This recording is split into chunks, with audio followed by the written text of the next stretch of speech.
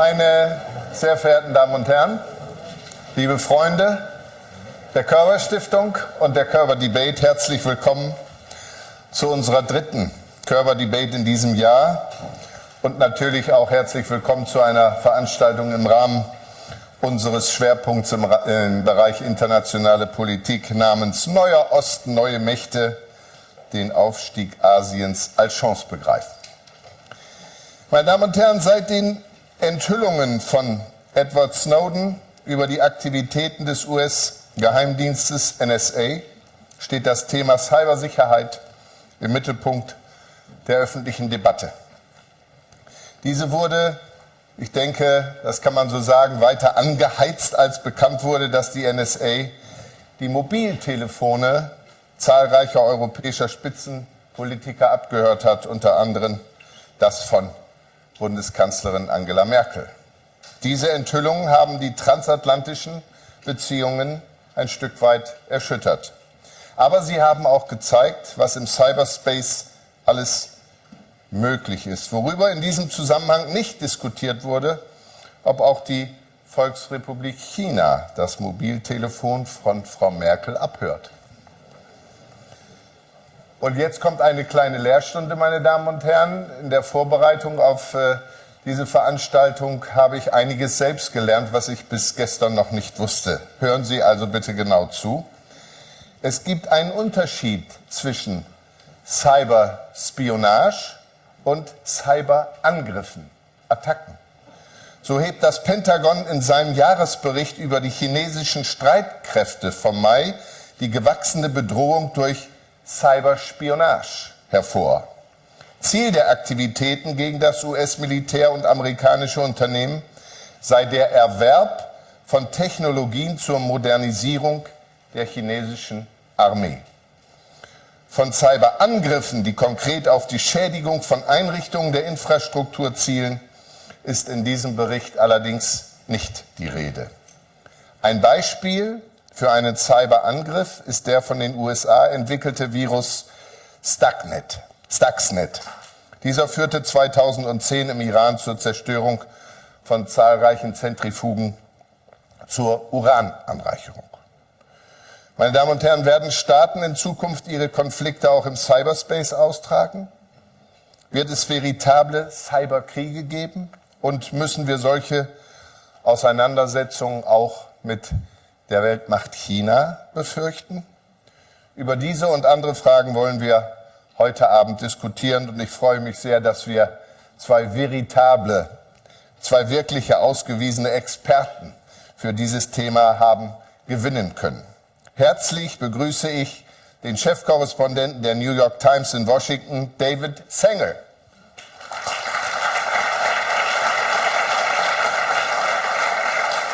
David Sanger lehrt an der Kennedy School of Government der Harvard University. David Sanger war von 1988 bis 1994 Leiter des Auslandsbüros der New York Times in Tokio. Nach seiner Rückkehr in die Vereinigten Staaten wurde er erst Chefkorrespondent für das Ressort Wirtschaft und 1999 Korrespondent für das Weiße Haus, das White House. Seine Berichterstattung konzentriert sich auf die Themen Außenpolitik, nationale Sicherheit und Globalisierung. Mr. Sanger wurde zusammen mit einem Team der New York Times zweimal mit dem sehr renommierten Pulitzer-Preis ausgezeichnet und ist unter anderem Autor des Buches Confront and Conceal: Obama's Secret Wars and Surprising Use of American Power. Ebenso herzlich begrüße ich Dr. Thomas Reed, der am Department of War Studies am King's College in London lernt. Herzlich willkommen, Mr. Reed.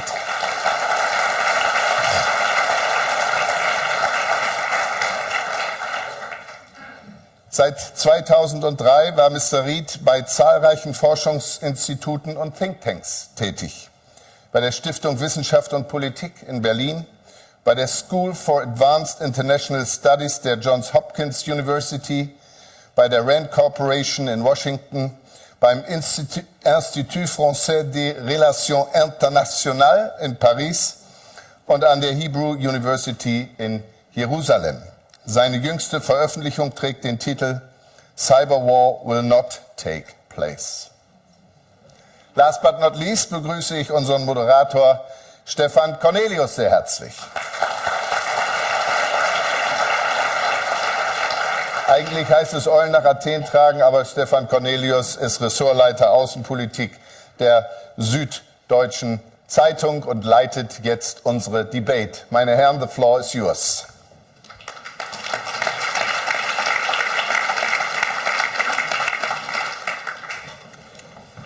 I think you have to sit here. Thomas. Meine Damen und Herren, herzlich willkommen auch von meiner Seite. Vielen Dank, Herr Wehmeier, für die freundliche Begrüßung.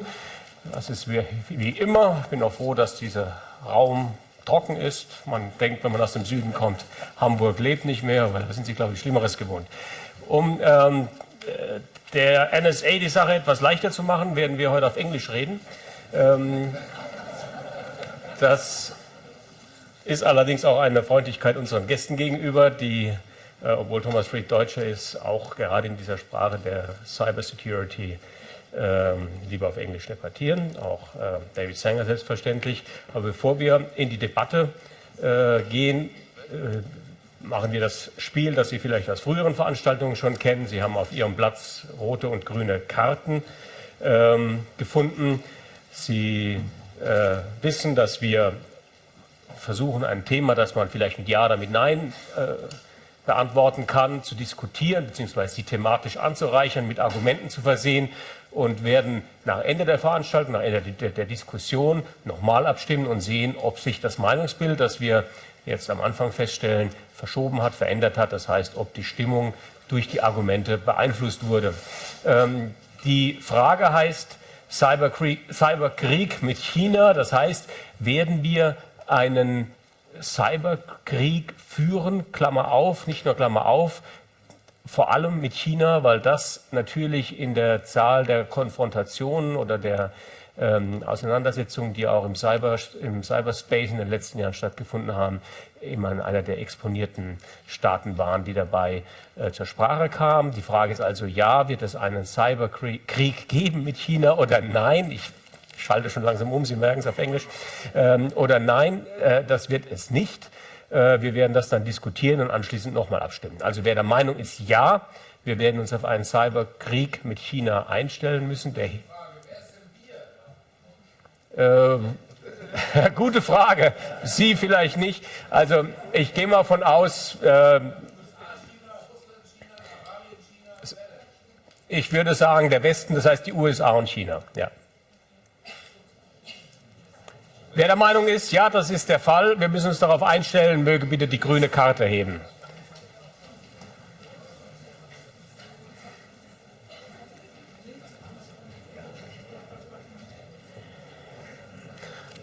Nur die grüne Karte für Ja, bitte. Und die rote frage ich gleich ab. Da ist noch eine rote oben. Wenn Sie rot der Meinung sind, frage ich gleich nochmal. Lassen Sie nur die grünen oben.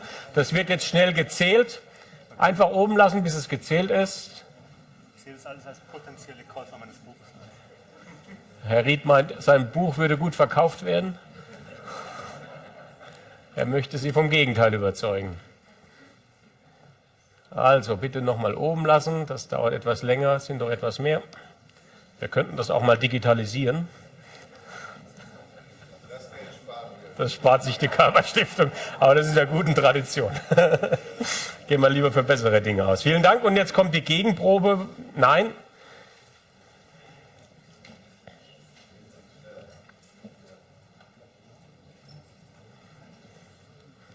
Bitte noch oben lassen.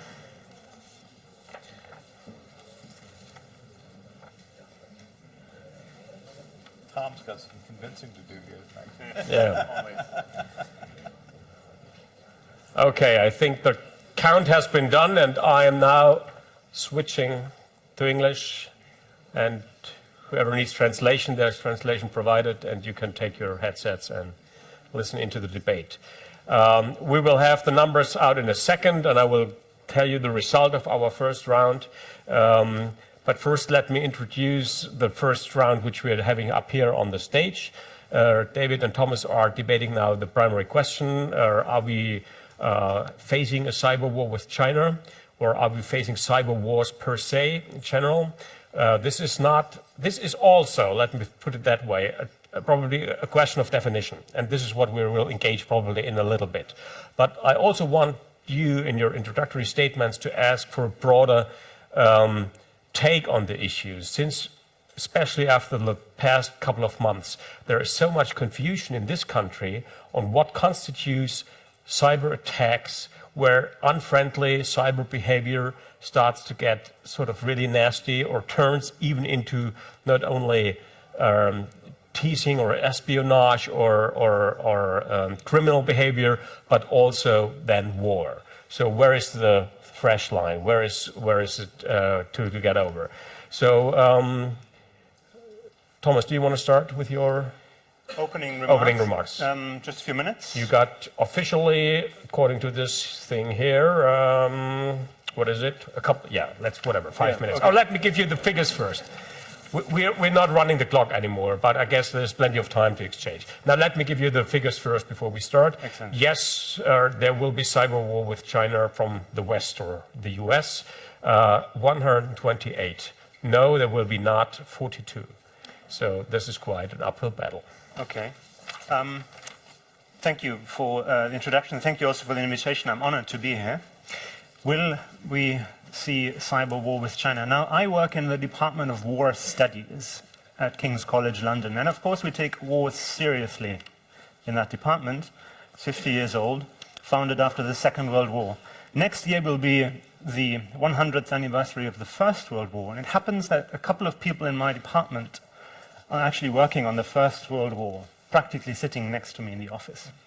If I walk up to their office and tell them that cyber war is taking place, and then I add that we've never even seen a single fatality, not even a casualty, not even a single individual hurt physically, not even a building being physically destroyed as a result of a cyber attack, then they look at me and say, really, you're serious?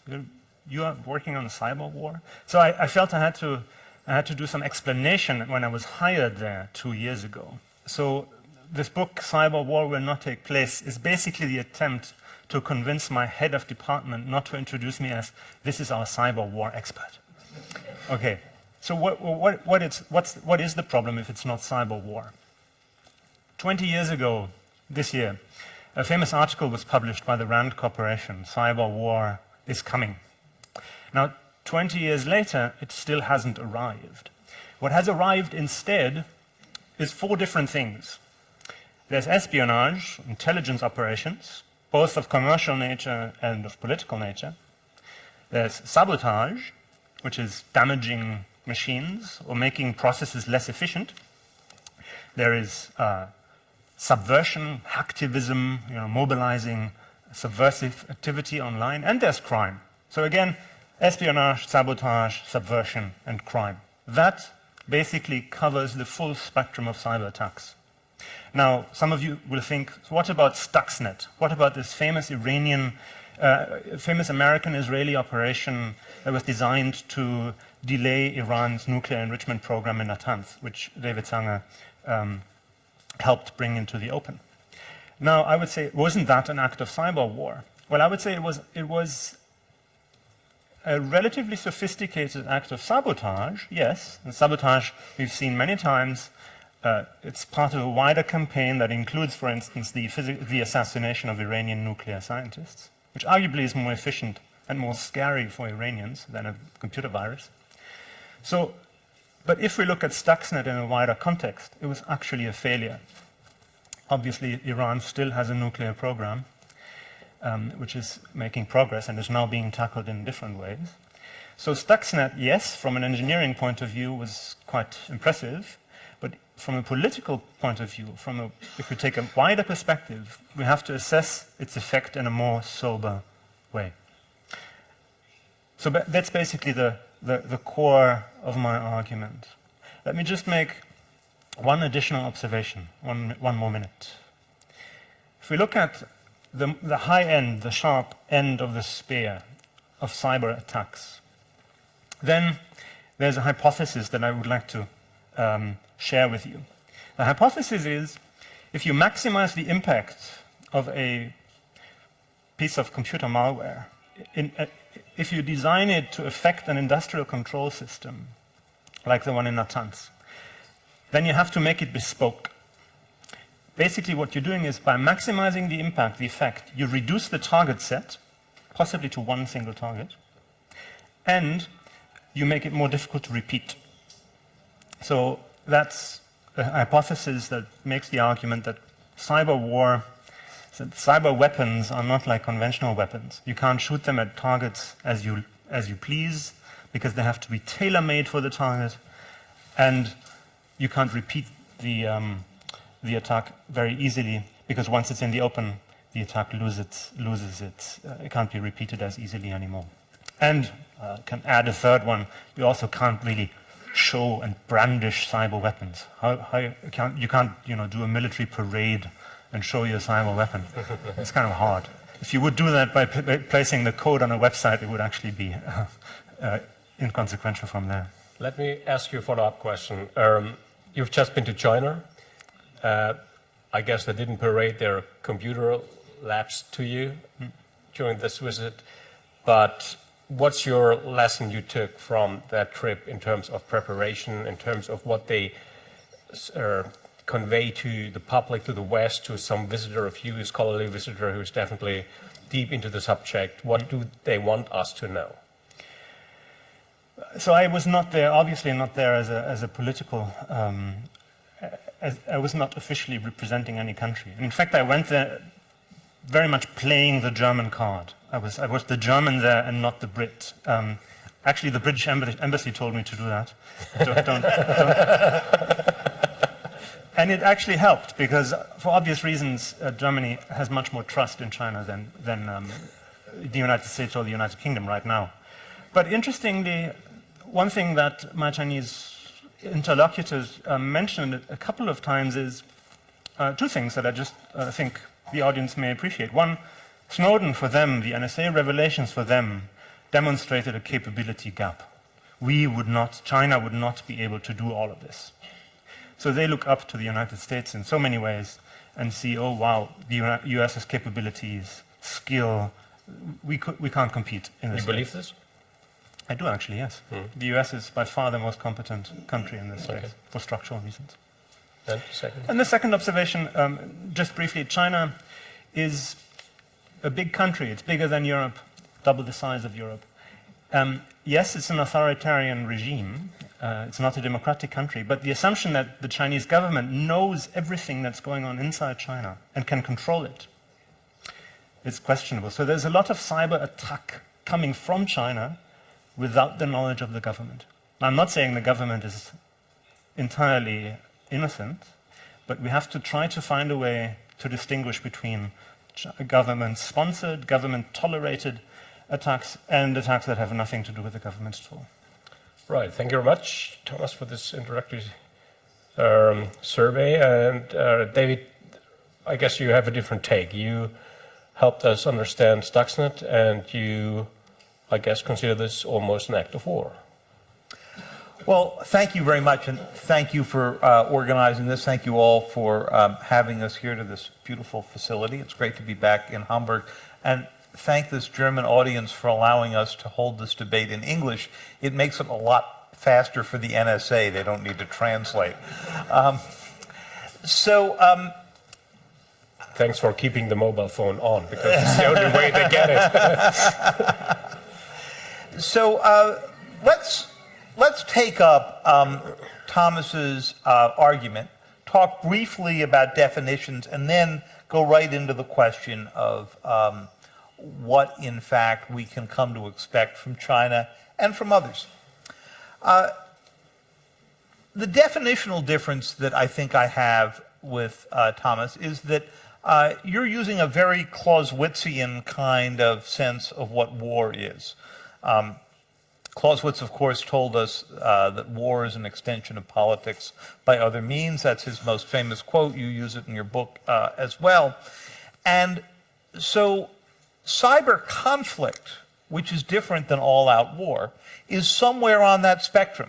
It's beyond politics, but it's short, at least for now, fortunately, of actually something that causes fatalities. And if we are lucky, it will stay that way and remain short of causing us fatalities.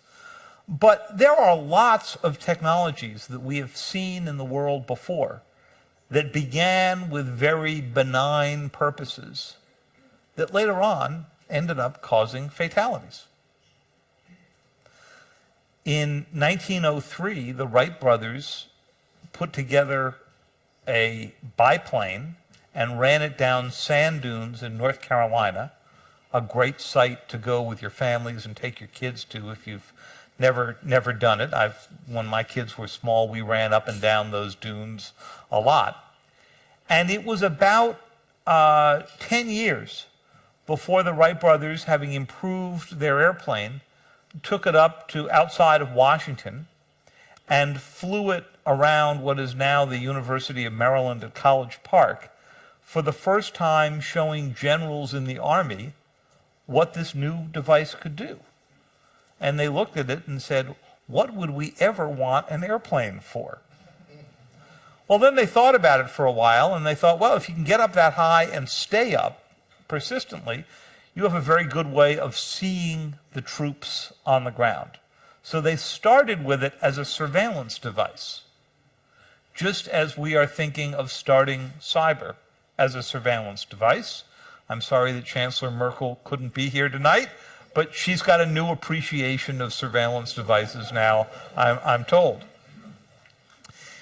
Well, it didn't take very long, only really to World War I, before they began to arm this surveillance device and begin to use it in a very small way. And the number of casualties from the air in World War I were pretty low. By World War II,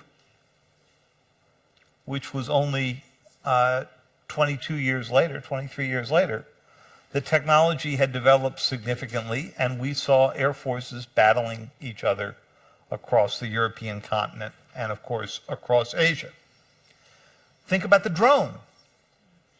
Before 9/11, the drone, as put together by the US Air Force and by the CIA, was used entirely for surveillance. It had great persistence. It could stay up for 24 or 48 hours, hover over an area, search for people. There had been some ideas, some proposals about mounting a Hellfire missile on it. That happened in a very big hurry in the weeks after 9/11. And suddenly the drone technology became a huge weapon of war and a huge issue of debate in the United States and around the world. Had we been sitting here 15 years ago, we could have had a debate like the one tonight and said, there will be no unmanned aerial vehicle war. Today, we wouldn't have that debate because we have all seen what armed drones can do. You may conclude that we shouldn't use them. You may conclude that we should use them because they probably cause fewer injuries of civilians than just dropping a bomb from a bomber at 30,000 feet. But whatever your conclusion, they are clearly now a weapon of war that causes casualties. I could go on with this list for a long time. Chemicals that were initially designed for purposes other than chemical warfare became used for chemical warfare. Devices that were initially designed for something other than creating bombs became, over time, IEDs used in Afghanistan. So what would make cyber different? Thomas has quite rightly said that until now, almost all cyber attacks have been used for espionage, for hacktivism, for crime. Some of them have been used by teenagers just for the joy and kicks of seeing what they could go do. But the attack that we discussed at the outset, and which I describe in Confront and Conceal and wrote about in the New York Times, which was codenamed Olympic Games when it began under the Bush administration and then was handed off to the Obama administration. That was an attack of a very different kind. This was not about espionage, although it involved some espionage. It involved understanding the computer systems that were used in the Iranian system. It was not about hacktivism.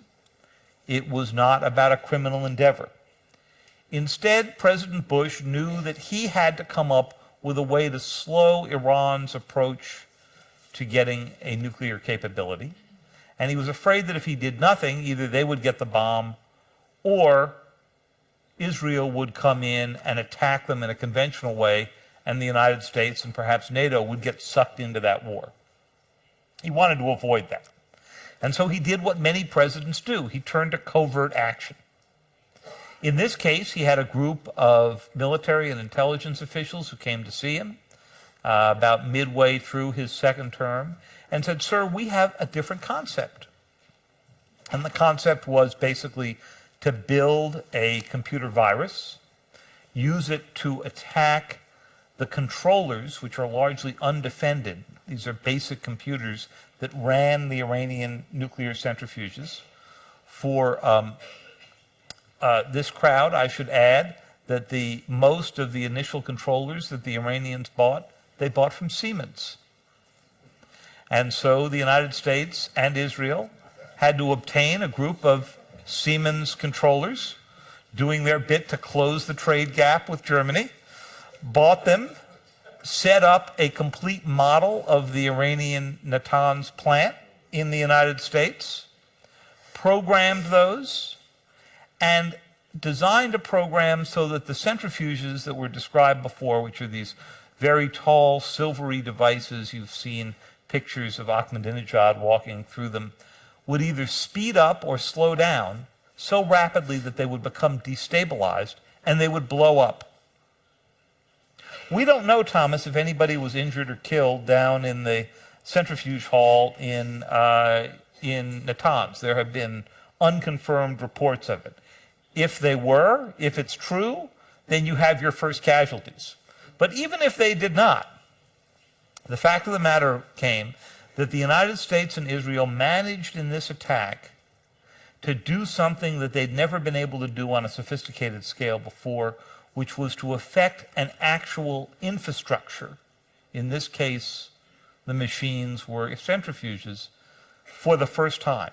To do something that previously they could only do by dropping a bomb from above or by sending in saboteurs. Now, it was, as you say, a bespoke program. You had to design it specifically to attack the centrifuges. There were thousands of copies of the Stuxnet virus, and it got out by mistake, so there were hundreds of thousands. But if they went on your computer, they weren't going to do you any damage. They were going to be like a virus that sits in your body but doesn't actually attack you. Unless, of course, you were keeping groups of 164 centrifuges in your basement, in which case you had a problem, okay? So, imagine the future. In this case, you've got a basic engine that does attack, and then it's customized to hit the centrifuges. In the future, it could be customized to hit the turbines for the electric power system in Hamburg. In the future, it could be made in a very specific way to attack a nuclear power plant, a stock market, a cell phone network, an emergency response network. There could be multiple versions of this, and they could attack different elements at the same time. Would you see casualties? Definitely. Would they be indirect? Definitely. The power goes out in a hospital, and maybe the backup power goes out. You can imagine the result. People can't use their cell phone network, can't call emergency services. You can imagine the result. The lights go out, the things that you see happen in a natural disaster. There was a blackout up and down the east coast of the United States about 10 years ago. Was it caused by cyber? Absolutely not. It was caused by a mistake, but people died. And in a cyber organized attack, you could make it so that many more could die. So this is not cyber war. This is the kind of low-level conflict that we saw in Berlin during the Cold War. This is the kind of low-level conflict we saw throughout the Cold War. We were able to contain it.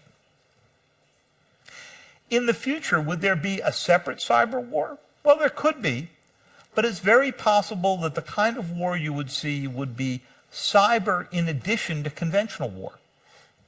So if the United States and China ever came to conflict over the South China Sea, China and Japan over the Senkaku Islands and so forth, you might see a traditional kind of conflict, let's hope not, but it would certainly be accompanied by cyber conflict to try to put out the lights for the opposing force.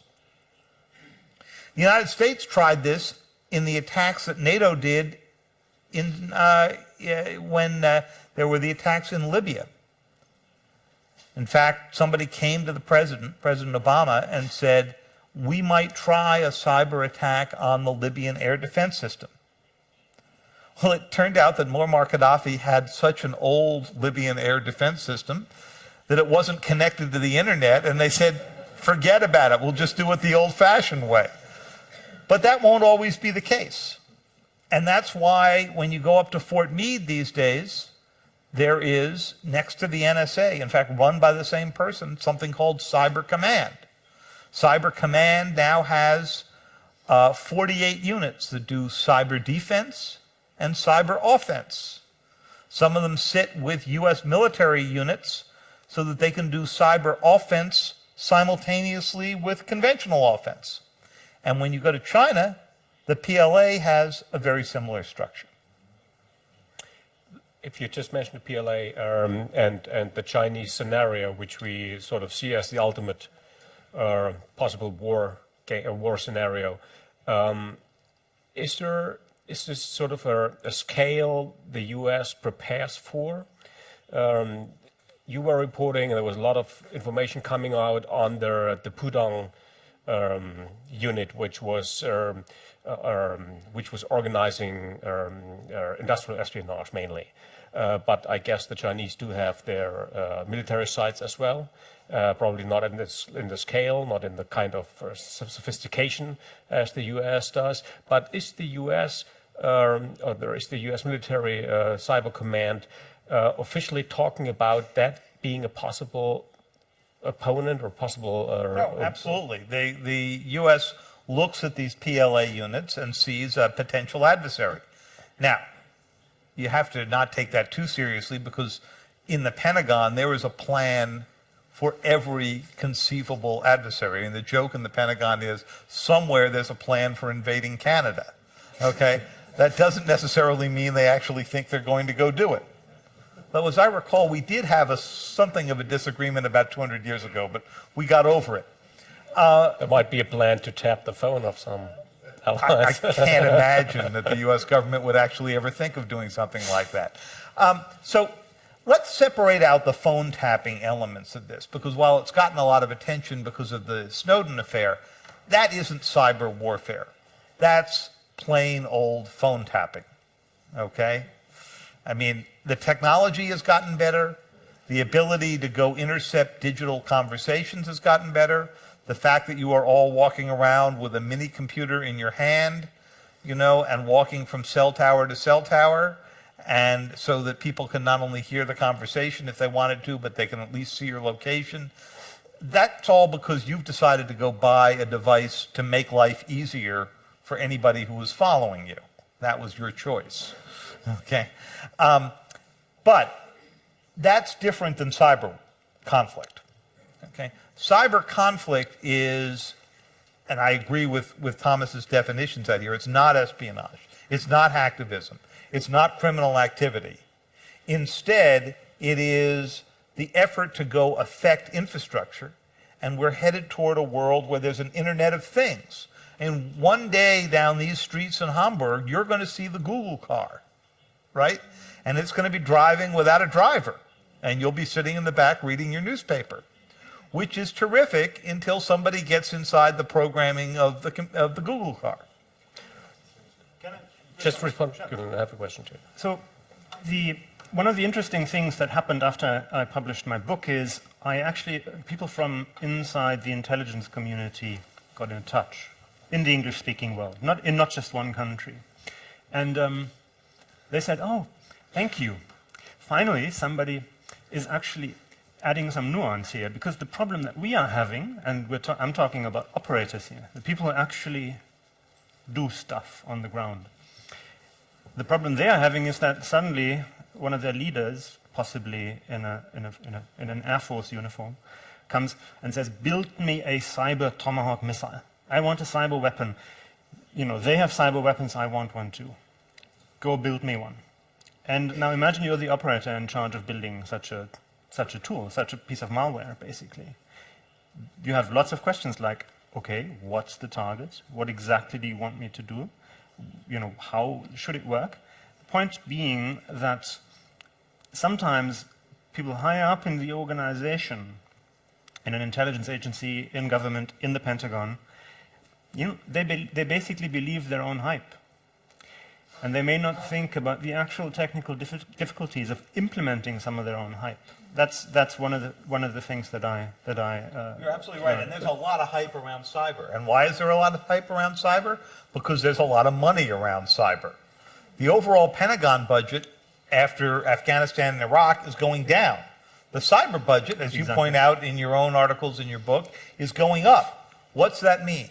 If you're a big defense contractor, you're interested in developing cyber because that's where the money is. The Willie Sutton rule applies. Willie Sutton was a famous American bank robber. He was asked one day, why did he rob banks? And the answer was, because that's where the money is. But Thomas, so that's what you're seeing happen. Let me ask you a question. What's your argument against this escalatory theory David has? So why are we not slowly but gradually walking towards a war scenario? Well, the problem that I have as an academic really is that I have to use evidence. I can't just make up views, but I have to back them up. So if I look at the evidence and if I make the counts, how many acts of sabotage have we actually seen as opposed to intelligence operations of espionage nature? There's been only one external attack against a control system that had a physical effect on the target, and that was that we know about. Terribly. Yeah, that we know about, correct. All other, there were a few attacks, let me just make this very clear on the record, that where insiders attacked control systems and actually had a physical effect. So one famous attack was a sewage spill in Queensland, Australia, where a disgruntled employee punished their former employers by spilling 1 million liters of raw sewage. So that's also how cyber attacks can look like, very ugly. So I get it. But so count the numbers on espionage. And I'm not sure I agree with you when you say that espionage is not part of cyber conflict. Let's ignore that somewhat funny term cyber conflict for a moment. But if we actually make the count in terms of operations, incidents, however you want to call it, then obviously intelligence operations, information gathering for commercial or political purposes, that's the vast majority of cases. That is, if you like, that is, if you want to use the term cyber war, but it is counterproductive. That's the real problem.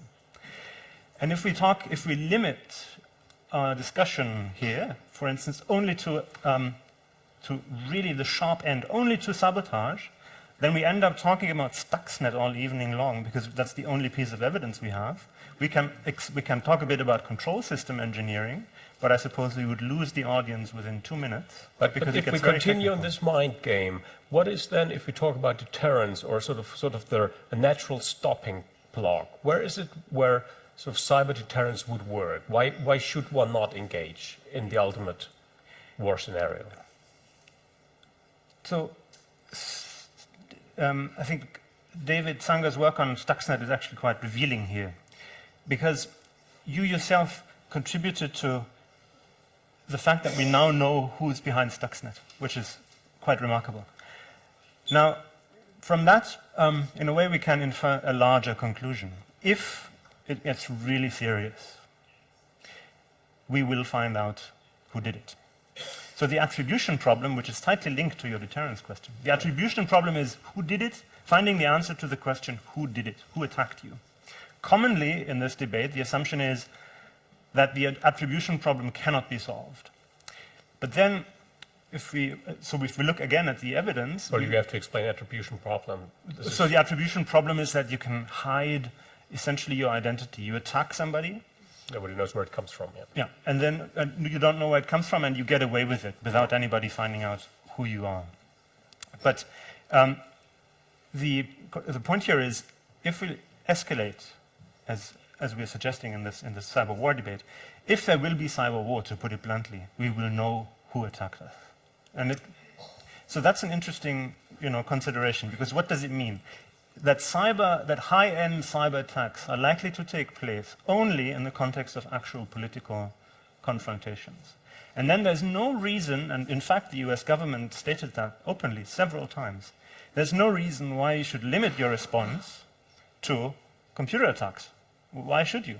If you are attacked by an adversary who does something really serious to you, switching off the power grid in large parts of the country, which is kind of hard to do, but it's possible in theory, it's thinkable. If that happens, why should the US government or any other government limit their reaction to another cyber attack? It doesn't make any sense. Thomas, I think you're right here, and I think you're proving my point. First of all, you are right in saying that our evidence base for actual cyber attacks that affect infrastructure is very small. It's limited to Stuxnet and a few other remote cases where there's some doubt about whether it was an organized attack, a pipeline in Russia years ago, and so forth and so on. But if we were sitting here in 1913 instead of 2013, and we were talking about aircraft, you wouldn't have a very big number of cases to show me in which an aircraft had actually been used in an actual attack. You might have a handful, but the plane was only 10 years old. Yeah. Now, you made the point that 20 years ago, there was a famous article about the cyber war that was coming. 50 years ago, John F. Kennedy wrote that he thought scores of countries would have nuclear weapons by now. Fortunately, he was wrong. Yeah. But Pakistan, India, Israel, our list goes on, North Korea. So just because it hasn't yet doesn't necessarily mean it won't. Yeah. And everything we know about how the Chinese, the United States, the Iranians with their new cyber core, other countries are organizing their military tells you that cyber is becoming a piece of their military doctrine and would be used in conjunction with conventional weapons, as you just said. Okay, so let's up the ante here a bit in this debate. A couple of weeks ago, must be 3 or 4 weeks ago, I was actually in Bonn at the Cyber-Security Summit that is organized by Deutsche Telekom in cooperation with the Munich Security Conference. So it's quite a senior gathering of German leaders, industry and government. And I was really shocked after that meeting, because so much trust in Germany has been eroded. Trust in American companies, trust in the US government, and also to a degree in the UK government. And so I remember one conversation I had with a member of parliament, and I'm not going to name him because it was a confidential conversation over coffee, who told me that he's convinced that the NSA, this is a conservative member of parliament, I may add, is convinced that the NSA is engaged in systematic commercial espionage against German companies. I had senior company representatives, German, say things like the NSA is part of the threat landscape now, spying on them. Now, let's just get this straight. The NSA is not engaged in systematic commercial espionage against German companies. And I'll repeat it, the NSA is not spying on German companies. Right? There's no evidence. And when I pushed these people, for evidence, they couldn't give me any evidence. But why am I making this point? Well, when I was in China then, a week later, that was really useful, that anecdote. Because I was said to my Chinese counterparts, American companies in Germany today are in a position that's not entirely unlike the position that Huawei, the Chinese company, finds itself in the United States. And of course, they loved that. It got them smiling and really got them talking. But So when they talked, one thing they said, I mentioned this earlier already, is what does Snowden mean for China? It demonstrated a capability gap. They would not be able to do operations of that scale, of that sophistication at all. You're absolutely right. The Chinese would not be able to go do that. And somewhere right now, as we speak, is some Chinese general arguing for an increase in his budget Precisely. so that he could go try to match these. But what does that mean? Let's just put one and one together.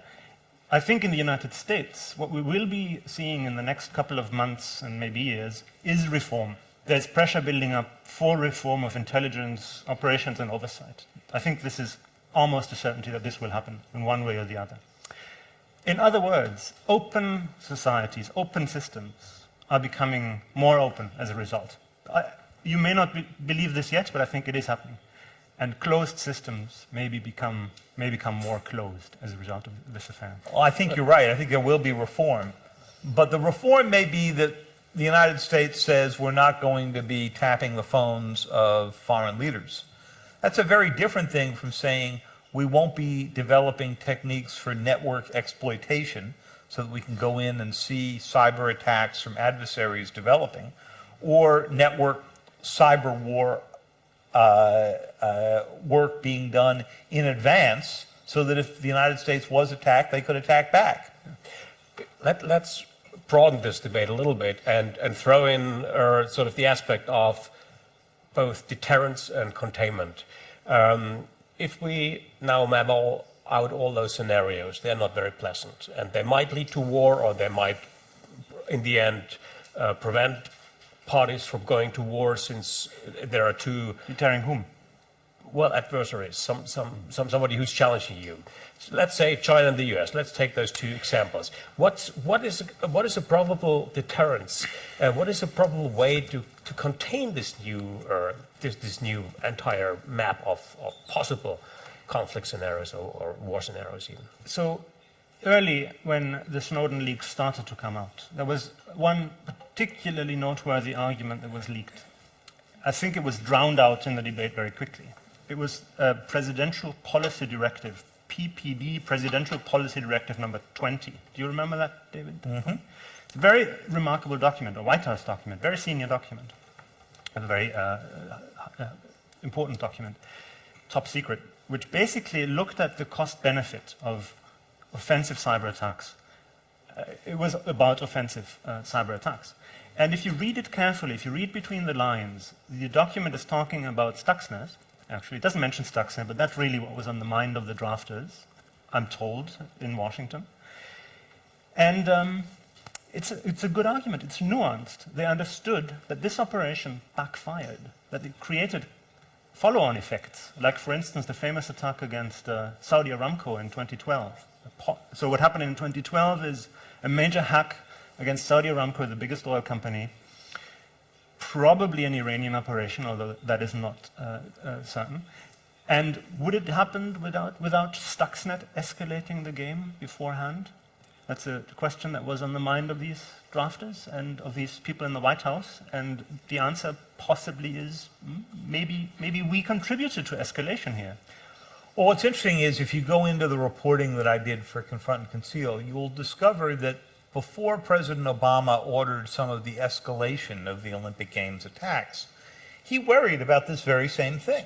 He said in the Situation Room to some of his aides, look, right now we're doing this to Iran. He understood why it was necessary to his mind. And yes, I agree, it was not anywhere near as successful as I think they had hoped even at the time. But the president was worried that in the future, such attacks could give a reason for the Chinese, the Russians, the Iranians, others, to go justify attacks of their own. Even attacks that are very different, that are not intended to stop a state from developing a nuclear weapon. And in fact, that's sort of what's happened, because the Chinese have begun to say, there's moral equivalence here. We get attacked, you get attacked, and as you said at the beginning, it's never quite clear whether it's state-sponsored. Let me give you an example from the New York Times. A year ago, the Times started running a series of stories written by my colleague David Barboza that explored how it was that the family of China's prime minister at the time, Wen Jiabao, ended up making billions of dollars just trading on the name and the connection to Wen Jiabao. This was not the kind of story that the Chinese government was happy to read in the New York Times, and indicated a new era in which foreign investigative journalism was done against the Chinese government. Well, about a month later, a massive, as it turned out, China-origin attack happened on the New York Times computer system.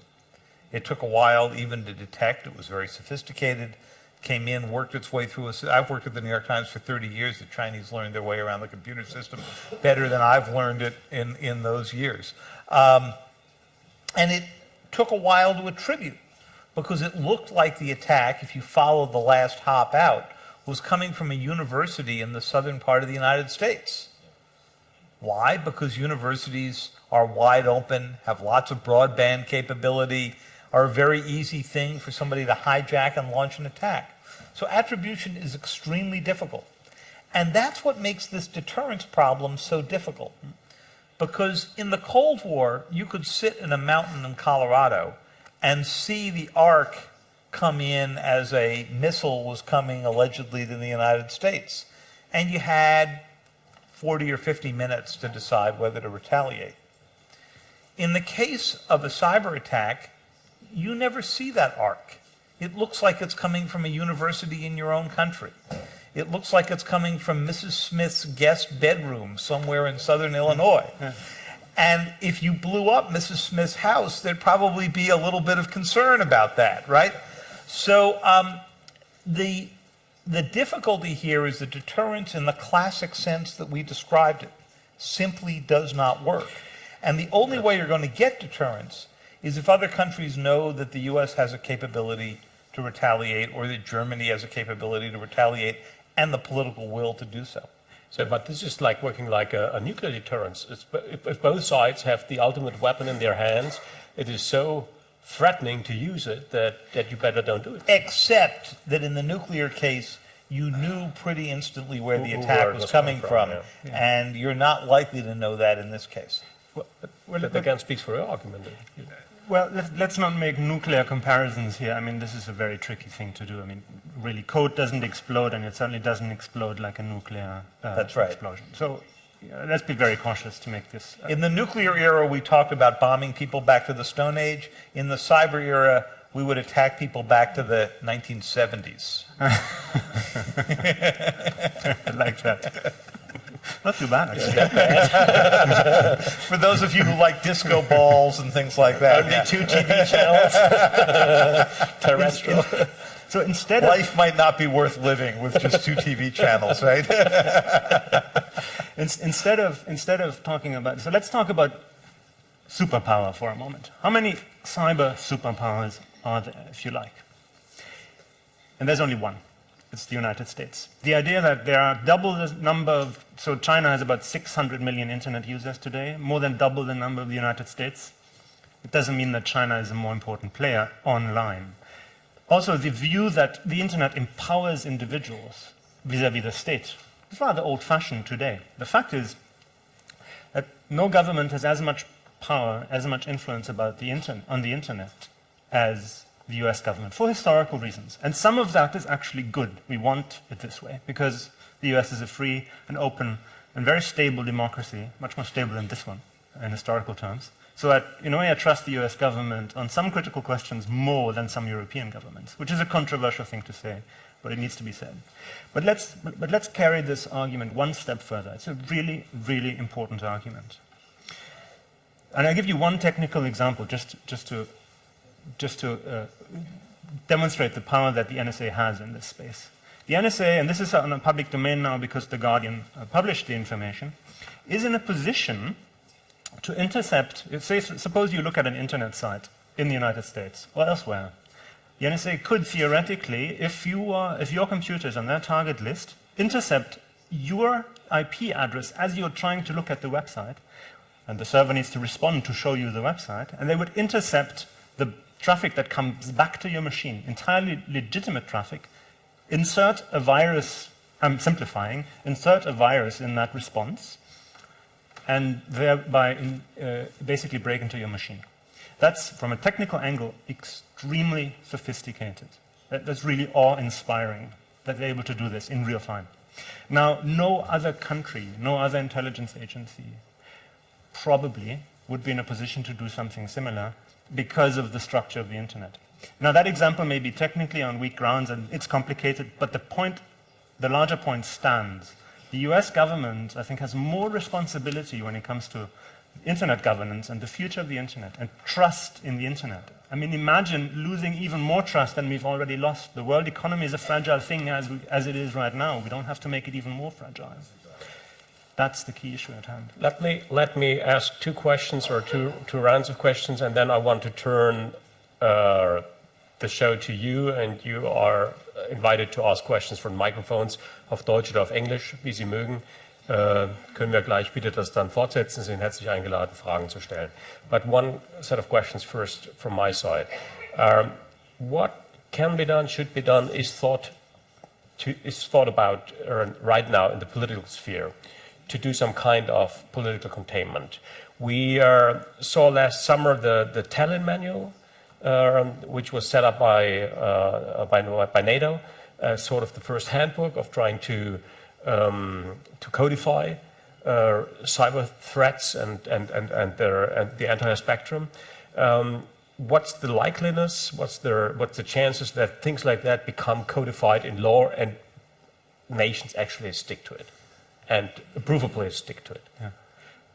That's the question. That's the question. I'm going to be sharply critical of that document. So, well, it's just an example. I'm not sure whether there's more out there. I don't think so. No, right now not. This is the. Yeah. I mean, it's not an official NATO document, but it's the Tallinn Manual. The scenarios that are discussed. The authors of the Tallinn Manual could not agree on the question whether Stuxnet constituted an act of war or not. There was no clear agreement in the panel. Now, if they can't agree on that question, then that means they're speaking about a class of attacks above Stuxnet. That class of attacks is empty. We've never seen anything like that. So where do they get the evidence from? Well, some of the examples are obviously inspired by watching Homeland. They have this episode where an enemy commander's pacemaker gets hacked during an ongoing war. And then the attackers don't kill the enemy commander. It was Cheney's, wasn't it? Just make him suffer and then stop the attack, and when he's sort of back up, they make him suffer again by attacking anew. And that would be illegal. But killing him would be okay, because it would be. I mean, where I'm going with this, war metaphors, nuclear metaphors, even trying to use the laws of armed conflict in this space is highly limited. So we have to be in a position to recognize when metaphors break down, and they break down quite often. Well, the Homeland example is an interesting one, and in fact, Dick Cheney has said in recent times, when he just published a book about his heart difficulties, that they decided to remove the capability of remote programming from his heart device while he was in office, which I thought was an interesting admission, and probably the first time we have seen a senior official talk about that. There's a reason that President Obama can only use his BlackBerry in a very limited way, and that they won't let him use an iPhone, which he said the other day the Secret Service would not give to him. So he's left with a BlackBerry while his staff makes fun of him for the fact that he doesn't have an iPhone. But let's go to your deeper question here, which is, could you reach an agreement among nations? Well, again, the Cold War analogies are what we're likely to turn to here, because, of course, it was 50 years ago right now that we had the beginnings of the Limited Test Ban Treaty with the Soviet Union. And so people have begun to say, could there be a similar treaty about cyber? And the difficulty comes in exactly the definitions that you, Thomas, gave us before. Yes, there are state-on-state acts, the PLA against the U.S. or another Western target, the U.S. and the Israelis against the Iranians. And we can talk later on about whether or not that's an act of war, an act of sabotage, something short of it. But the fact of the matter is that you can have non-state actors. You can have criminal groups. You can have terror groups. You can have groups that are sympathetic with the government but are not necessarily commanded by the government.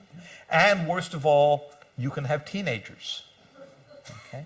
Now, there are teenagers in my household, they don't sign treaties. I don't know about the ones in your household, okay?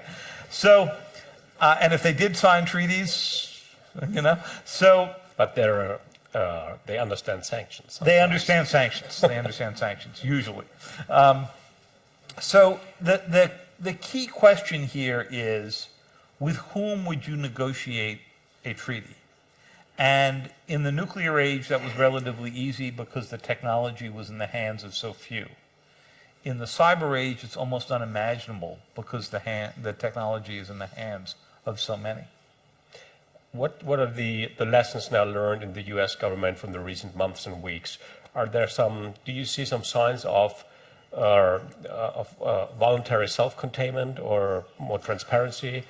Well, you see some self-containment. The President of the United States came out and gave a personal guarantee that that the United States would not now and not in the future be listening in on the Chancellor's cell phone.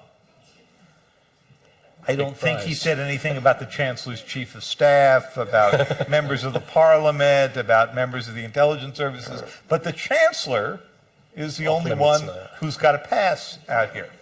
Now, interestingly, similar documents that came out in the Snowden trove referred to taps on the Mexican president and his staff, and the Brazilian president and her staff, and you did not see the president offer a similar guarantee to them.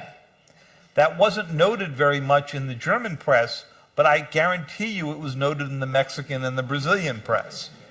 So you're going to see some reforms in which this is looked at more carefully, but I think the United States is going to have to make an essential choice in the next few years. So let's face it, if we're going to do cybersecurity, you can't do that as one country alone. It's got to be done as a partnership. When you only have a 60th of a millisecond to detect an incoming attack, you better have friends so that you can see these coming a longer way out. And so the U.S. is going to have to make a decision about whether or not you can have a partner like Germany and also target certain officials in Germany. And even Keith Alexander, the head of the NSA and Cyber Command, said to me during an interview that we had, we're not going to be able to do both. We're going to have to choose. Could I just quickly respond in direct reaction, actually, to your excellent reporting here? Because of you and mainly you, really, and a few others, we know that the Obama administration was actually quite aggressive in cyberspace, if you like. Yet, as the Washington Post pointed out yesterday, Obama has still not visited the NSA. He's still not given a major speech on this issue. He's still essentially not taking political responsibility for this crisis. That is also true in the United Kingdom. So basically, the intelligence chiefs, as we say in the UK, Keith Alexander, the heads of the intelligence agencies in the UK, have been hung out to dry. They are left out there fending for themselves, trying to politically justify something that they were asked to do by their political leadership. And I think the criticism from the community. Yeah, this is frustrating, and I think it's really shameful. I think you're absolutely right. And one of the reasons that I revealed in the book, and other journalists have, the nature of Olympic Games and this whole effort was not simply because it's an interesting story about the development of new weapons by the United States, but because we need to have a debate in the U.S. about whether or not these are kinds of weapons we want to go use. We've had that debate before. In the nuclear age, everything about nuclear weapons was classified, how to build them, where we kept them. But we still managed to have a very big, active debate about whether or not we wanted to use nuclear weapons, whether they would be, as President Eisenhower once said, just another bullet in the arsenal. He said this at the height of the Cold War. Or whether you wanted to reserve them simply for the very last moment to preserve the state. And remember, that debate began in a very different place than it ended up. General MacArthur wanted to use nuclear weapons against the Chinese in the Korean War. We had some crazy Air Force generals who wanted to end it all with the Soviet Union during the Cuban Missile Crisis. President Kennedy excused them from the meeting at the White House, And had he not, my suspicion is that we would have a lot smaller crowd here tonight. But in fact, we came to the conclusion that we don't want to go use nuclear weapons as just another bullet in the arsenal. We need to have that discussion about cyber. Right. Meine Damen und Herren, Sie sind dran. Wer möchte sich einmischen, Frage stellen? Sie waren der Erste. Vielleicht können Sie zum Mikrofon gehen, kurz Ihren Namen sagen und möglichst scharf und stechend fragen. Ja, mein Name ist Michael Freiberg. Die Frage stelle ich dann auf Englisch. Thank you for these insights you gave us. I'm interested in the motivation piece. You haven't touched upon now, so far, because what would be a motivation for US attacking China or the other way around? I see in the moment only two countries which are a bit outside everything, North Korea and Iran, and the others are very much dependent on each other to be successfully. Yes, so why would I want to destroy infrastructure in US so the consumer of Chinese products are gone? Okay, good question. Noch mehr Fragen? Vielleicht sammeln wir. Bitte schön. Gibt es gleich noch eine? Dann nehmen wir noch eine dazu. Keiner mehr? Dann nehmen wir erstmal die beiden. Good evening. My name is Tobias Schwarz, and thank you very much for this excellent debate. It's truly excellent. I would like to touch upon a thing that was asked in the beginning of the debate when you suggested that we could end up in a cyber war, and it wasn't really clear what we actually meant, and I think that is something that we should maybe touch upon again because of the capability gap that you refer to in with respect to the American intelligence surveillance abilities. And I was wondering if that capability gap isn't in fact alliance threatening, if that in itself isn't making it very difficult to keep an alliance in this respect that you just mentioned would be necessary for the United States because of the 60 seconds attack time. Thank you. Excellent question. What does it do to nations who definitely do not have the capabilities? I mean, Germany, how many? 230 cyber specialists at their end, something like this. Bitte die nächste Frage. Many thanks. Actually, it's just complementing what you just asked. My question is, being a lawyer, talking about cyber war, talking about the definition of war, you briefly touched upon that. And I would hold the view that in terms of the classical definitions of war, we're not talking about war whatsoever. So, and that would be an easy answer to the entire debate. That is, we're not going to have a cyber war in terms of international public law. But what we're facing right now, what the NSA is doing, what possibly the Chinese are doing, is some sort of showing in effect that back in the old days, a war would have. So, and with that being said, so my question would be, what is my answer, my response as a civil, society to what is going on right now? Because I feel threatened. I feel threatened by the NSA. Apparently you are still a partner of Germany, but sometimes I don't feel like that anymore. So what would be my personal response to that? So in a typical warfare situation, I would hope that the government would send out the troops and we would try to fight against an enemy. But how are we supposed to fight against some sort of enemy who isn't apparently able to define what his very enemy is? Very good question. Yeah. Thomas, you want to go first?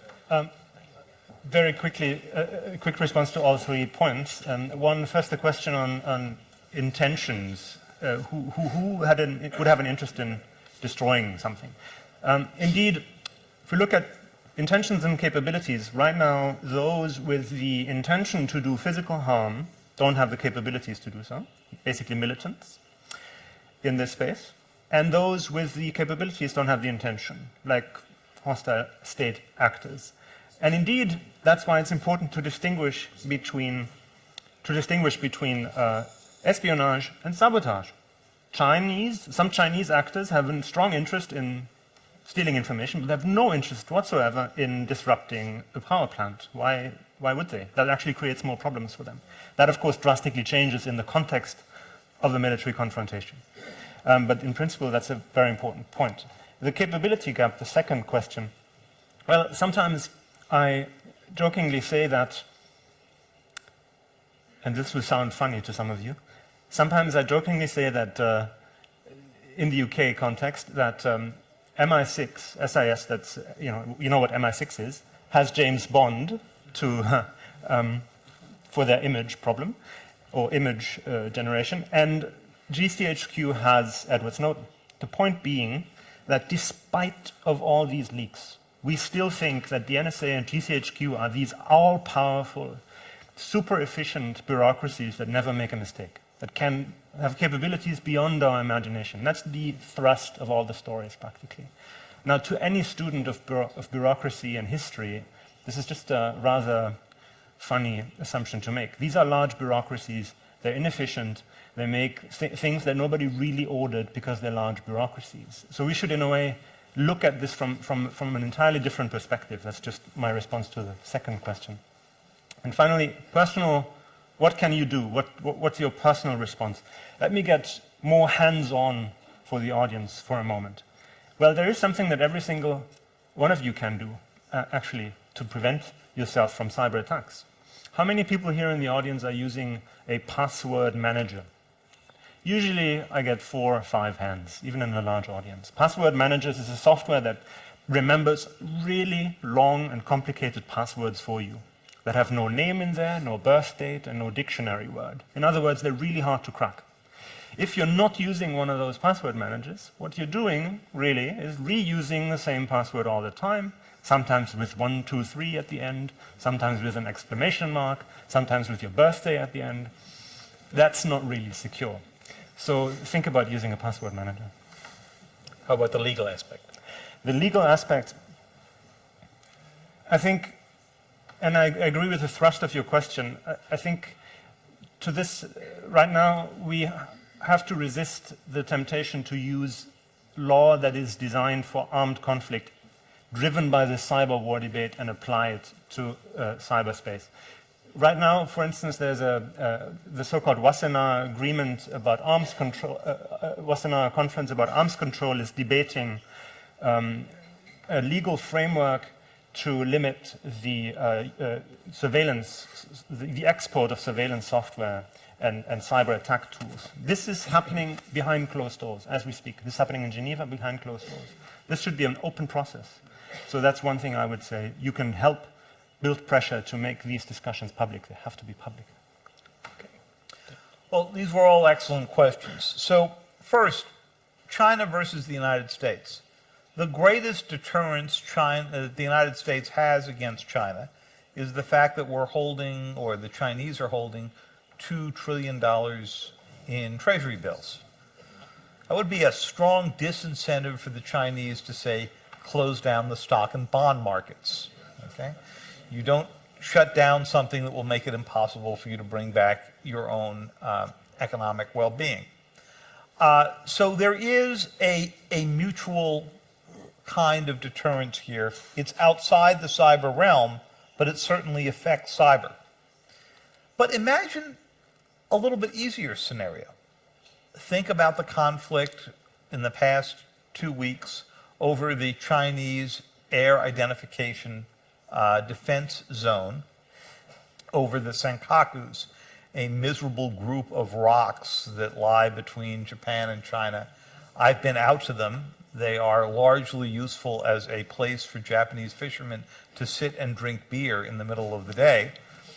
But they are nonetheless becoming part of a bigger power game between Japan and China.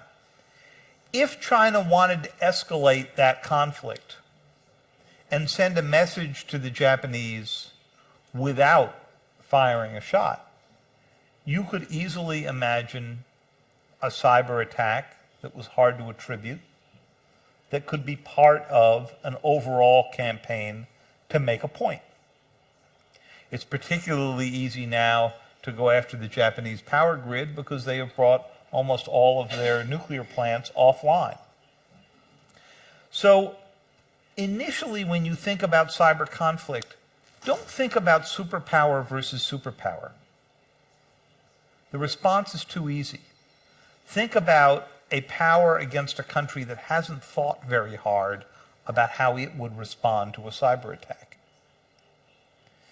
And the Iranians had not thought hard about it until after Olympic Games Stuxnet happened. They ultimately built a cyber core, and as Thomas suggests, may well have been responsible for the Shamoon virus, which took out the Saudi Aramco 30,000 computers. Second, the capability gap. We've had capability gaps before. 53 years ago, President Kennedy ran for office arguing about a missile gap in which the West was supposed to be significantly inferior to the Soviet Union. It turned out when he got into office that it was the exact reverse. Capability gaps are temporary things because over time the pressure builds in the country that has a lesser capability to build up. And that's what creates arms races. And that's exactly what you want to avoid in the cyber arena. Much better that we built up big defenses that were resilient. But the defenses that you want to build in cyber are not simply shields, because you can't stop all of those viruses coming in. You can't stop a country, including the United States and through it the NSA, from interfering with that website and coming back. So instead, you need to build a system that is deeply resilient so that if you do have a cyber attack, your society can respond, absorb the attack, pick up, turn on the lights, and move on. And then you figure out what the response is. The third question, which is partly definitional, do we want to use the words of war here? You don't.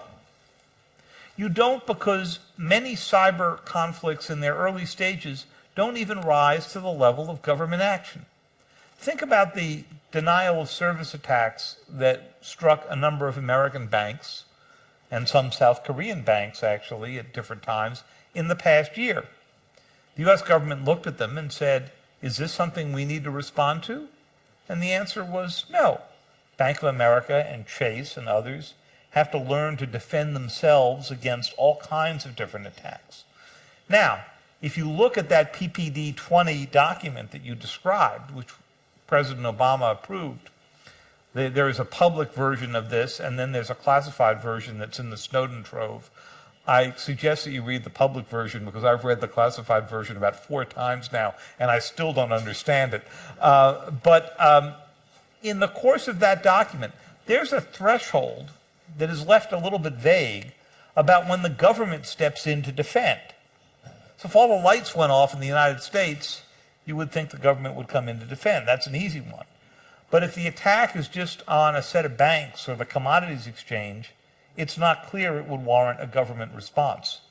And as to your own personal responses, well, you've got a couple of choices. You don't have much of a legal recourse that I can imagine. But as American companies try to buy parts of the German or European infrastructure, say the purchase of a big cell phone manufacturer here, then that will be the moment when the European Union can turn around and say, well, what happens if the buying company gets an order, what looks like a legal order from the Foreign Intelligence Surveillance Court in the United States to allow them to pick up material here in Europe? You could imagine a requirement that a European court would have to go review that as well. And that could definitely slow down the whole process, and it's something many in the United States are quite worried about in the intelligence community. Right. I think this is the most probable scenario to get the industry involved. That's right. Also the Microsoft's types who still want to sell here. More urgent questions, please.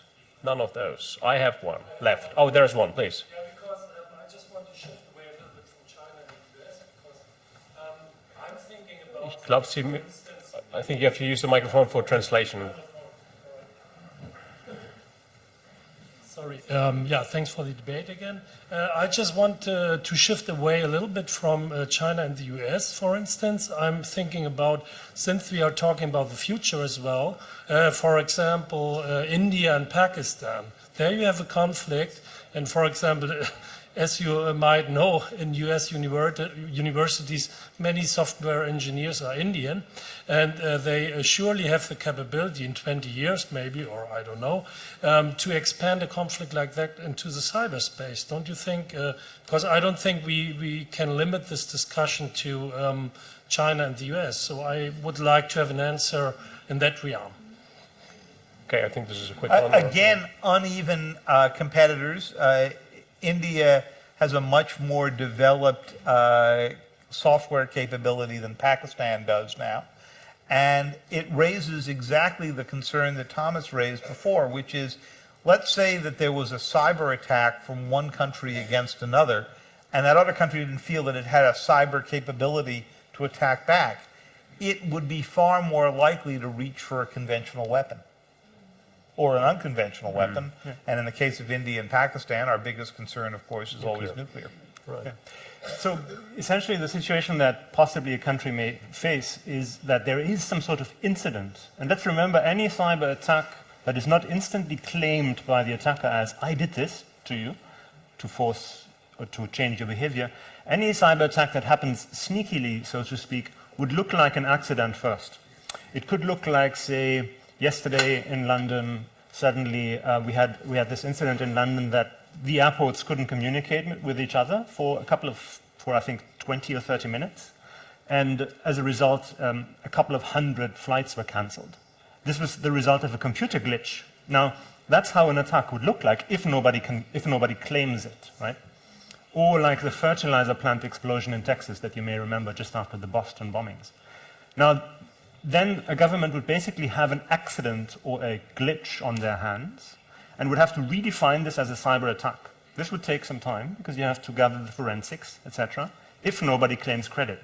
So this is a situation that we've never seen before and that is open to all sorts of political interference in interesting ways, and it should certainly be quite an exciting moment to witness. But again, if a government makes the choice, this was a serious cyber attack, people were killed, then it really doesn't matter that much whether they have cyber capabilities or not. If it's a core national interest problem and they decide to react, they have to react, then they will react. Thomas, in this case, go back again to the Stuxnet Olympic Games example.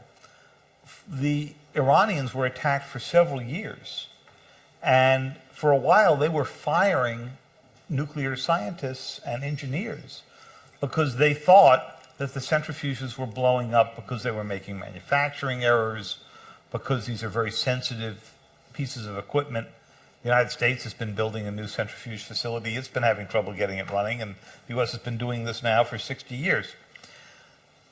There were, in those cases, the thought behind Olympic Games was make the attack look like it's just a failure, and that would extend the life of the attack. And in fact, had the Stuxnet virus not broken free because of a programming error in the summer of 2010, that might have gone on for many, many years. Maybe if I may, just a quick response to the Stuxnet example. Stuxnet was by far the most impressive offensive cyber weapon capability that we've ever seen. There's nothing that comes even close to it. And if we look at the offensive capability here for a moment, we have to realize that in this context, this is very different from having a tank or a tank battalion or conventional capabilities. Usually you can use conventional military capabilities for offensive as well as defensive purposes. Depends on your decision. In this context, you can't shift offensive capabilities to the defense. So Stuxnet was entirely useless on the defensive side. This is an interesting problem that hasn't been discussed broadly yet, but the consequences is quite discomforting, because if your government invests in the offense and openly admits that, it doesn't mean that it's doing anything to make you actually safer. Right. Well, ladies and gentlemen, we are almost at the end of this debate. I would have a couple of more questions, but I think we should stop here. And this extremely in-depth and thorough debate, thank you both for it, showed us that asking simple questions is not the way to approach such a complex issue. So I almost refrain from letting you vote again, but we do it. Let just that quick. I think. Did anybody come up with something similar now for the cyber age on what Clausewitz's fog of war would mean? Not yet, I think. Not yet. Anything? I don't know. I think it's the fog of disconnect. So the white noise or something. Okay. Well, this is where we're right in the midst of it right now. Also, dann wollen wir noch mal abstimmen. Sie haben gemerkt, dass die Frage mit Cyber-Krieg mit China, ja oder nein, wird der Komplexität nicht gerecht. Wir werden trotzdem so tun, als wären wir ganz dumm und hätten die jetzt 1,5 Stunden nicht zugehört. Und Sie sollten aus dem Gehörten, ob wir jetzt definitorisch quasi an den Krieg herankommen oder ob es doch eher eine abschreckende, eine rückwärtsgewandte Bewegung gibt, nochmal Ihre Schlüsse ziehen. Wer also glaubt, ein solcher Krieg ist eher unausweichlich, möge jetzt die grüne Karte nochmal heben. Und wir zählen nochmal.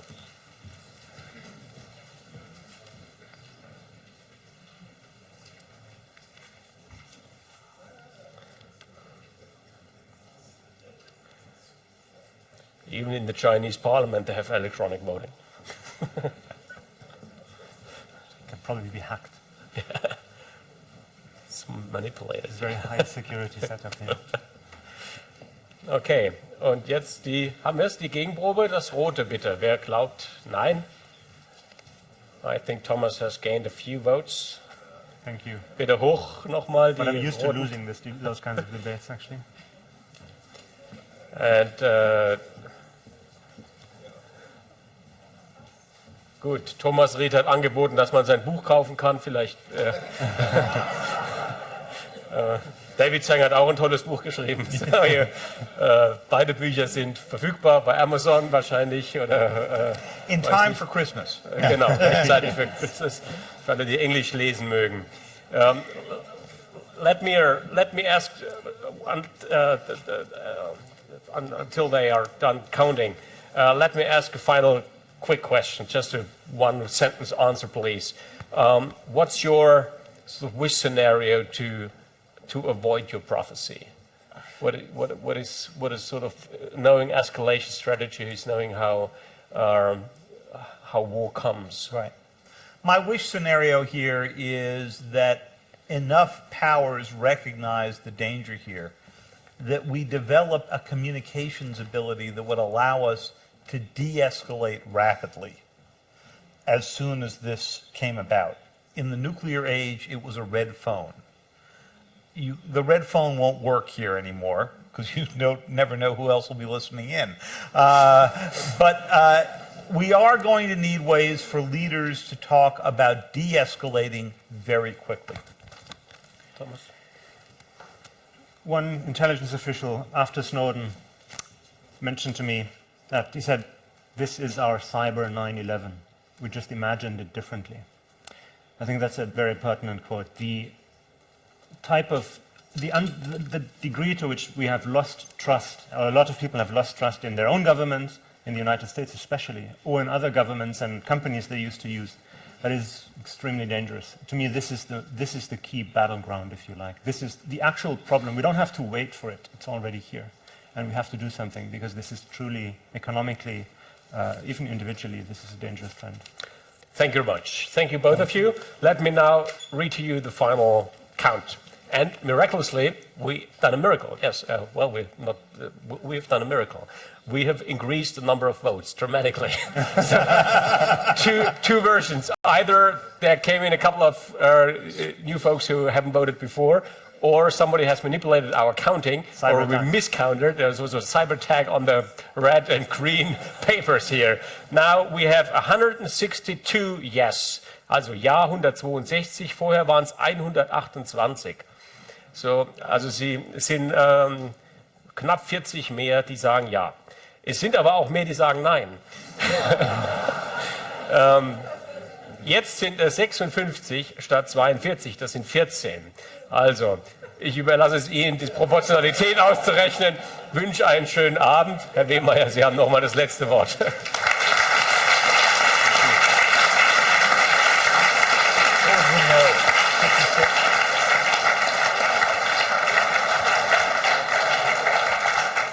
Meine Damen und Herren, ich weiß nicht, wie es Ihnen geht. Ich habe mal eben meine Kollegen gefragt, die das hier wunderbar vorbereitet haben.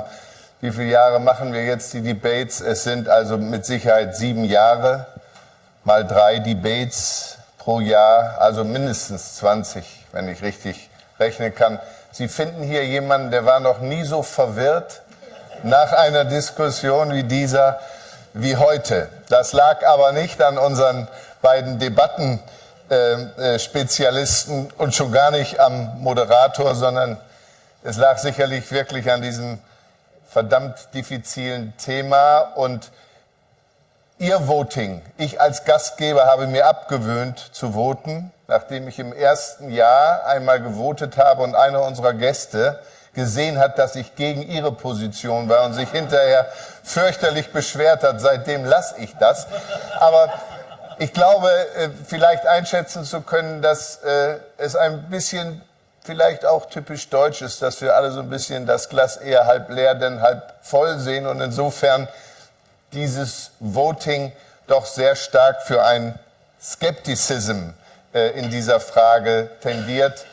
Gehen Sie vielleicht etwas weniger irritiert aus diesem Abend bei einem Glas Wein oder einem Glas Saft heraus? Diskutieren Sie es weiter. Sie sind wie immer auch jetzt noch unsere Gäste.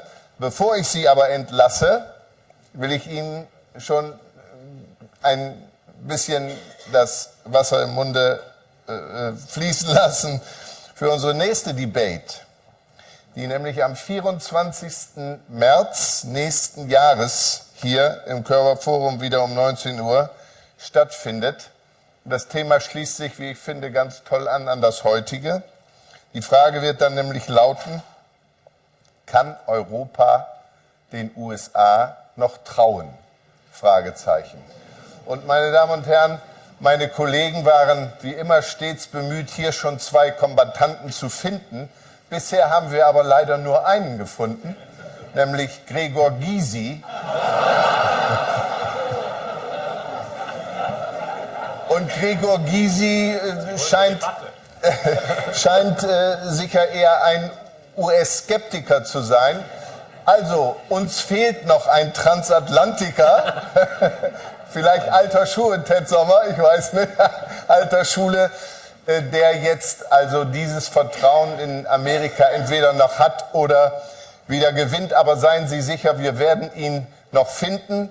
Bis dahin wünsche ich Ihnen eine gute Zeit. Jetzt herzlich willkommen zu unserem Empfang und Ihnen nochmal thank you very much for this interesting debate.